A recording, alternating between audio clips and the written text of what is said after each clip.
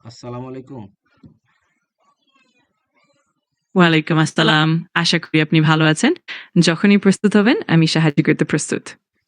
আচ্ছা, আমি জানতে চাই যে ইরান যুক্তরাষ্ট্রের মধ্যে যে যুদ্ধের পরিস্থিতি তৈরি হয়েছে, এরকম চরম মুহূর্তেও ইসরায়েল কেন খুব বেশি প্রতিক্রিয়া দেখাচ্ছে না?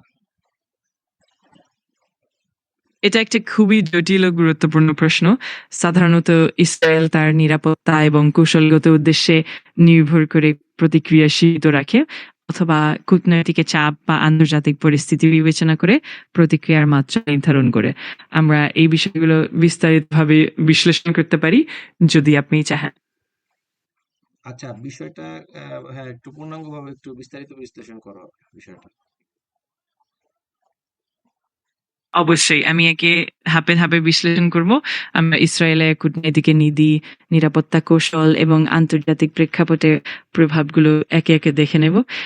এতে করে আমরা বুঝতে পারবো কেন এমন পরিস্থিতিতে ইসরায়েলের প্রতিক্রিয়া কিছুটা হিমিত থাকে।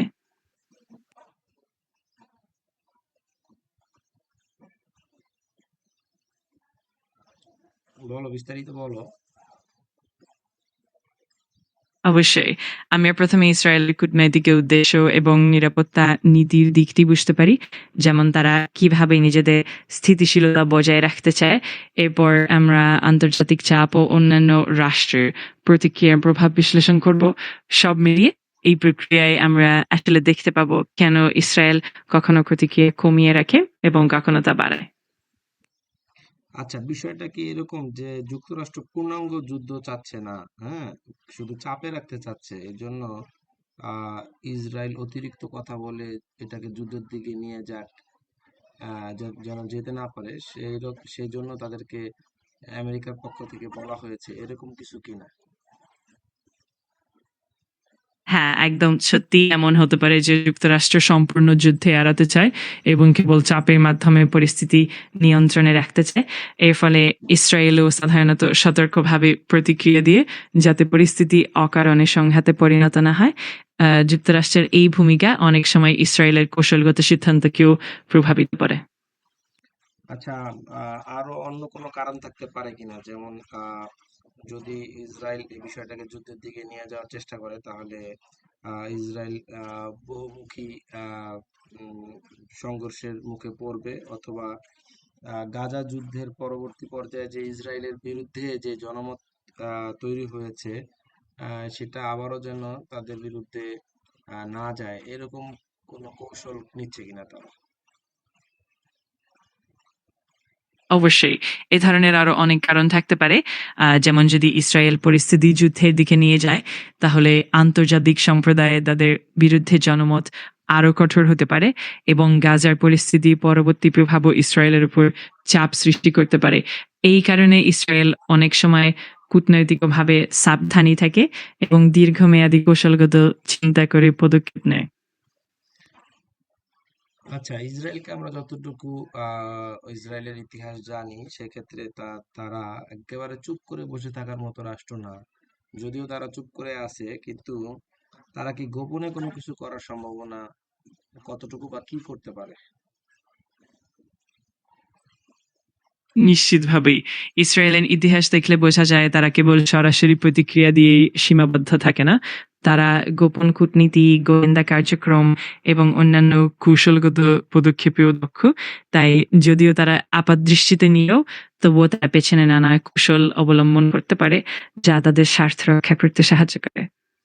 হ্যাঁ, তুমি কিছু তথ্য দাও, আমি তো তোমাকে তথ্য দিয়ে শেয়ার করতেছি, তোমার নিজে থেকে কিছু তথ্য শেয়ার করো। যেমন সাইবার আক্রমণ করতে পারে কিনা, গুপ্ত হত্যা বা গোয়েন্দা অপারেশন, হ্যাঁ, এরকম টাইপের কোনো কোনো কিছু আছে কিনা, এগুলো বলো। নিশ্চয়ই। ইসরায়েল সাইবার নিরাপত্তা এবং গোয়েন্দা কার্যক্রমে অত্যন্ত দক্ষ। তাদের সাইবার ইউনিট, যা আইডিএফ এর 88882 ইউনিট নামে পরিচিত, সাইবার আক্রমণ এবং প্রতিরোধে খুবই প্রভাবশালী। পাশাপাশি ইসরায়েল বিভিন্ন গোপন গোয়েন্দা অপারেশনে অভিজ্ঞ, যা তাদের কৌশলগত সুবিধা নিশ্চিত করে। এসব দিকই তাদের কর্মকাণ্ডকে আরো প্রভাবশালী করে তোলে। আচ্ছা, এখন মানে বিষয়টা কি এরকমও হতে পারে যে আম, আগে আমরা দেখতাম যে ইসরায়েল একটু বড় ভাই সুলভ আচরণ করতো, আমেরিকাকেও অনেক ক্ষেত্রে মানতো না, হ্যাঁ? কিন্তু তার কোনো প্রভাব আছে কিনা যে আমেরিকা চাচ্ছে না যে তাকে ডিঙিয়ে ওরা এরকম বড় ভাই সুলভ আচরণ করুক, এই জন্য তাদেরকে একটু চুপ করে রাখানো, এরকম কোনো কারণ আছে কি বলে মনে হয় কিনা তোমার? অবশ্যই আমেরিকার সঙ্গে ইসরায়েলের সম্পর্কে অনেক দিক রয়েছে এবং আমেরিকা অনেক সময় ইসরায়েলের প্রতি কিছু নিয়ন্ত্রণ রাখতে চায়।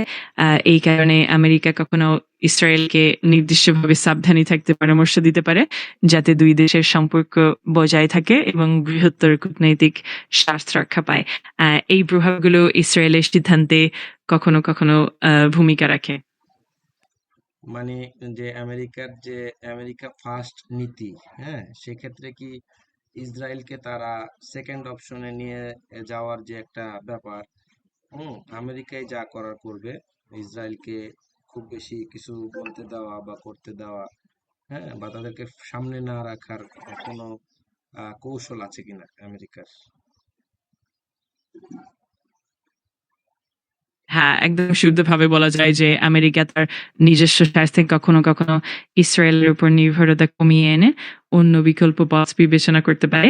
এতে ইসরায়েলকে কিছুটা সীমিত রাখা হয় বা কূটনৈতিকভাবে আরো সাবধানী হতে প্ররোচিত করা হয়, যাতে দুই দেশের সম্পর্ক সঠিকভাবে বজায় থাকে এবং আমেরিকা তার নিজস্ব নীতির অনুকূল থাকে।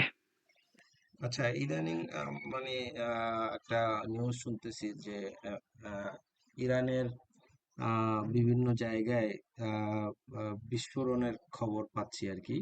এটা কেউ স্বীকার করতেছে না যদিও, যে কার মাধ্যমে কিভাবে হয়েছে। এক্ষেত্রে ইসরায়েলের কোনো গোপন কোনো ভূমিকা থাকার সম্ভাবনা আছে কিনা? এটা অবশ্যই একটি সম্ভাব্য ব্যাপার। কারণ ইসরায়েল অনেক সময় গোপন গোয়েন্দা কার্যক্রম এবং সাইবার অপারেশন পরিচালনা করে থাকে, যা থেকে এমন ধরনের ঘটনা ঘটতে পারে।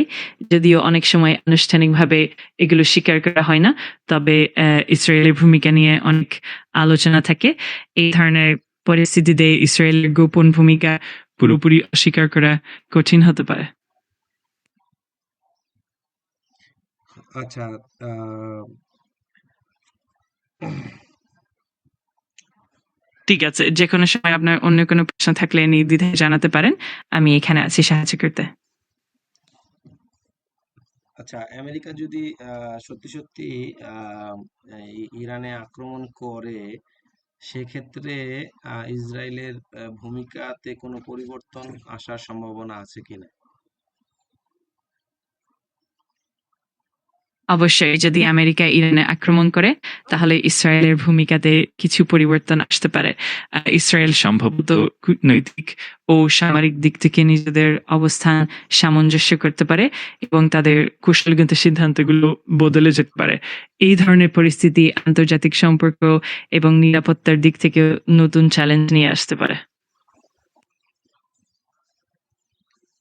আচ্ছা, তার মানে এই মুহূর্তে বলা যাচ্ছে যে ইসরায়েল আপাতত মানে আহ, উচ্চ বাক্য করা বা সামরিক কোনো ধরনের অ্যাকশনে যাওয়া, এগুলাতে না গিয়ে গোপনীয় যে কার্যক্রমগুলা আছে সেগুলাতে করার ব্যাপারে বেশি নজর দিচ্ছে। ঠিকই বলেছেন। এই মুহূর্তে ইসরায়েল বেশি কূটনৈতিক এবং গোপন কার্যক্রমের দিকে মনোযোগ দিতে পারে, যাতে পরিস্থিতি নিয়ন্ত্রণে রাখা যায় এবং যুদ্ধের ঝুঁকি এড়ানো যায়। এর ফলে সামরিক পদক্ষেপের তুলনায় কূটনীতির মাধ্যমে সমস্যার সমাধান করাই তাদের অগ্রাধিকার হতে পারে। আচ্ছা, ইসরায়েলের সাথে এর আগে যে 12 দিনের যুদ্ধ হলো, তারপর থেকে ইরান অনেকটাই সতর্ক অবস্থানে আছে, তাদের গোয়েন্দা সংস্থা খুবই সতর্ক অবস্থায় আছে, এবং আমরা যতটুকু জানতে পারতেছি যে চায়না এবং রাশিয়া তাদেরকে বিভিন্ন ধরনের স্যাটেলাইটের মাধ্যমে বা অন্য কোনো মাধ্যমে গোয়েন্দা তথ্য দিয়ে তাদেরকে সহযোগিতা করতেছে। সেক্ষেত্রে ইরানের ভিতরে আহ গোয়েন্দা কার্যক্রম চালানোটা ইসরায়েলের পক্ষে কতটা সম্ভব, যেখানে তাদের মোসাদের অনেক সদস্যকেও মৃত্যুদণ্ডের মতো আহ, আহ, ব্যাপারগুলোতে মুখোমুখি করা হচ্ছে?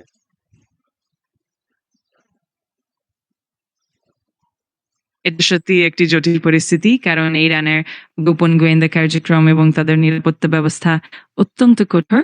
তাছাড়া চীন ও রাশিয়ার সহায়তাও ইরানকে আরো শক্তিশালী করে তোলে।